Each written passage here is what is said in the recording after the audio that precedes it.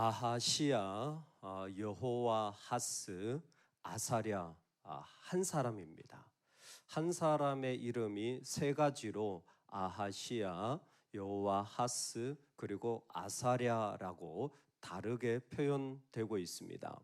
지금 요람의 아들 아하시야가 왕이 되는 즈음에 일어난 첫 번째 특징적인 것은 여기에 아합의 길로 행하더라라는 열왕기와 역대기의 중요한 하나의 길이 선명하게 등장하고 있다라는 사실입니다. 그래서 오늘 22장 그 말씀 가운데서 우리가 특별하게 볼 것은 3절입니다. 우리 같이 한번 읽어보겠습니다. 같이 읽겠습니다. 아하시야도 아합의 집 길로 행하였으니 이는 그의 어머니가 꾀어 악을 행하게 하였음이라. 아멘. 이제부터는 내가 다윗의 길로 걸어가는지 아합의 길로 걸어가는지 성경은 선명하게 말씀하여 줍니다. 여러분, 우리에게 아합의 길을 걸어가는 일들은 무너지기를 주의 이름으로 축원합니다. 이 아합의 길이라는 게 뭡니까? 네 가지입니다. 첫 번째, 아합의 길은 하나님 아닌 다른 것이 마음에 품어져 있어요. 그게 바로 아합의 길입니다. 그것이 그냥 품어져 있을 뿐만이 아니라 내 배우자에게도 그 말이 그대로 나와요. 내 안에 하나님 아닌 마음과 표현들이 그대로 쏟아져 나오면 그게 아합의 길이에요. 이게 멸망의 길이죠. 두 번째는 아합의 길은 믿음 없는 동맹입니다. 아니, 구체적으로 불의한 동맹이에요.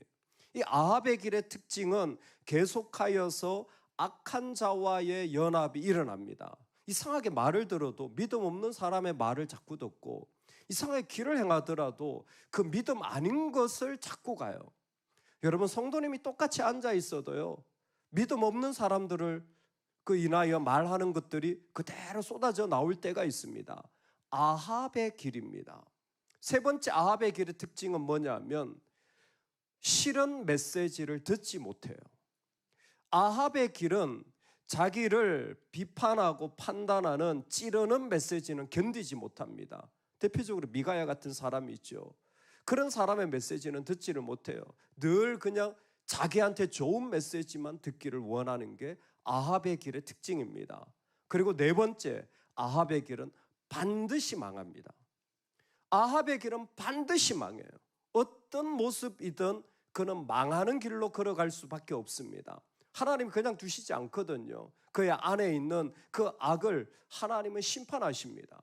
그래서 아합의 길은 첫 번째로 하나님 아닌 것을 마음에 계속 품고 있고, 두 번째로는 믿음 없는 사람들의 말들이 연합되어지고, 세 번째는 하나님이 말씀하실 때도 내 안에 하나님의 살아있는 말씀은 참 듣기 힘들어하는 그 모습이 그대로 있고, 그리고 이 길은 반드시 망합니다.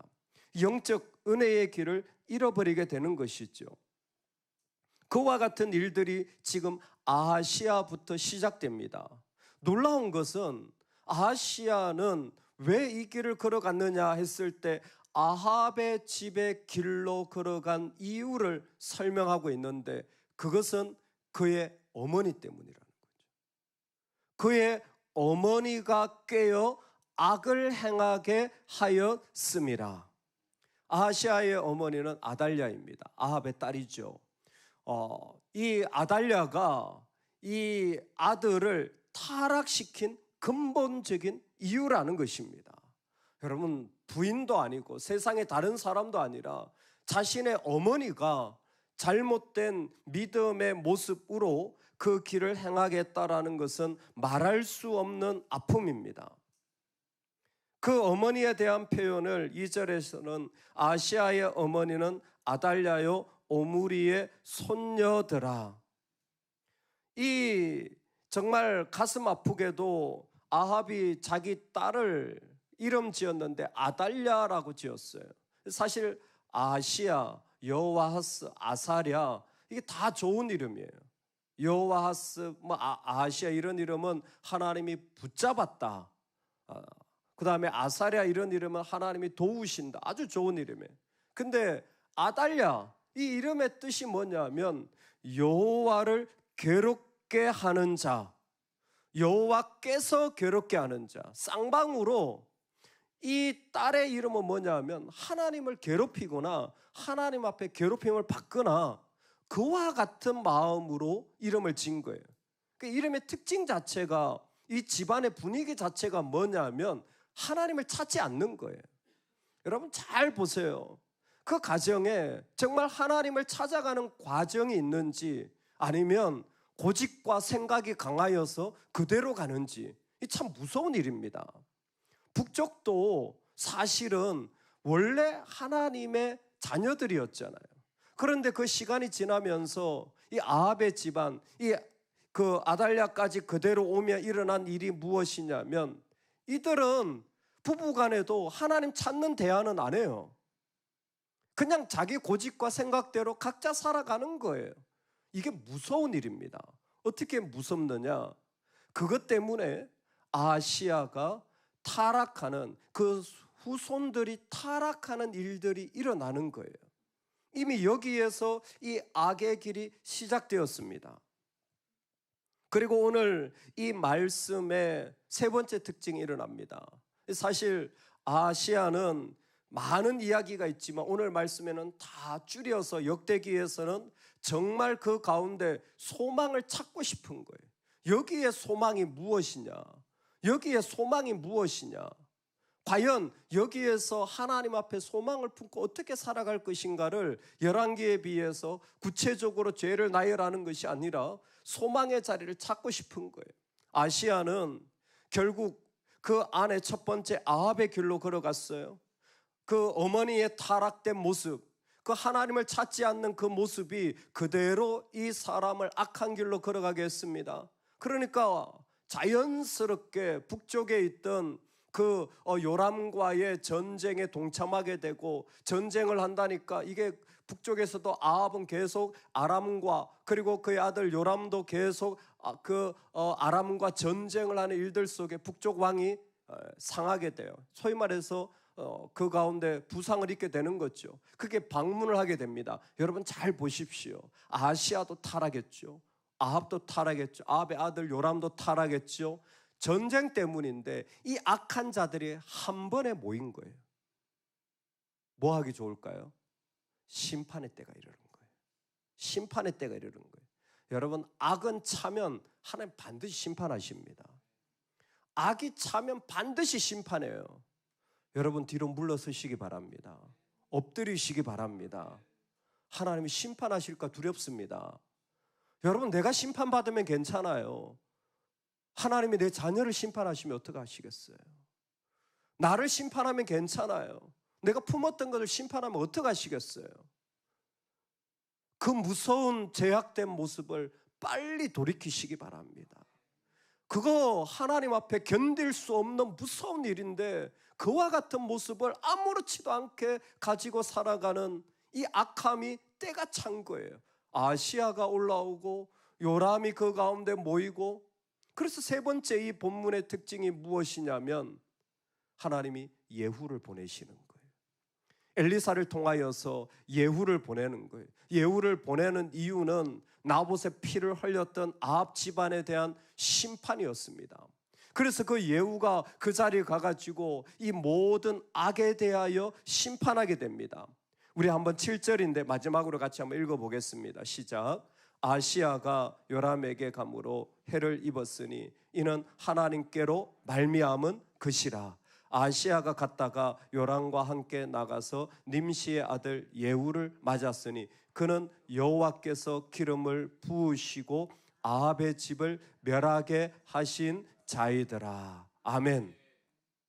이때에 예후가 그 아합의 지방과 아시아와 그리고 아시아를 섬기는 자들을 전부 죽이게 됩니다. 예후는 이 사명을 받았고 이 일로 말미암아 아합의 집을 심판하시는 하나님의 심판의 도구가 됩니다. 이때에 우리는 하나님께서 지금도 하나님의 자리 가운데 있는 자들에게 말씀하시는 거예요. 너의 자리가 너를 지켜주지 못한다.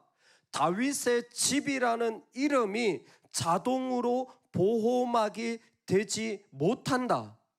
하나님이 심판하실 때는 그 심판을 피할 수가 없다.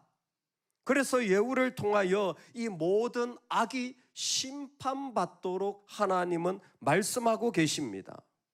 이 이야기는 전부 다 하나님의 계획이셨습니다. 오늘 역대기가 말하는 것은 분명합니다. 아합의 길이 너의 자리에 있다. 너의 삶에 정말 하나님을 두려워하는 다윗의 길을 걸어가지 않고 너의 고집과 생각대로 살아간 아합의 길이 시작되었다라는 거죠. 그 아합의 길은 반드시 망하고 그 아합의 길이 들어왔을 때는 먼 사람들이 아합의 길로 인도하지 않더라는 거예요. 나하고 가장 가까운 사람들이, 나하고 피할 수 없는 사람들이 우리를 아합의 길로 인도하고 있다라는 것입니다. 그때에 하나님은 그 때가 차오를 때에 심판을 임하게 하고, 그리고 그 심판은 온전히 이루어집니다. 여러분, 한 가지 질문만 하시면 돼요. 이 본문에서 우리는 한 가지 질문만 하면 돼요.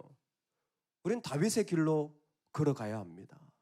아합의 길이 아니라 다윗의 길로 걸어가야 합니다. 다윗의 길을 역대기는 어떻게 표현하고 있습니까? 등불이 켜져 있는가? 등불이 켜져 있는가? 내가 하나님을 향한 등불이 켜져 있는가? 하나님을 향하여 살아가는 삶의 등불이 켜져 있는가? 정신없이 살다가 세상의 악인지도 모르고 이 시대의 정치와 사조인지도 모르고 그냥 그렇게 흘러가다가 하나님을 향하여 켜야 할 내 등불이 켜져 있는가? 하나님은 오늘 이 아합의 길로 걸어가는 아시아의 모습을 보면서 그 집안의 모습을 보고 예후를 통하여 모든 사람들이 심판당하는 것을 보면서 마지막 등불을 켜고 싶은 거예요. 그래서 아시아가 죽임을 당할 때에 정말 다윗의 약속 때문에 그를 장례는 치러주지만 그 다윗의 그 열조의 묘실에는 들어가지 못하게 됩니다.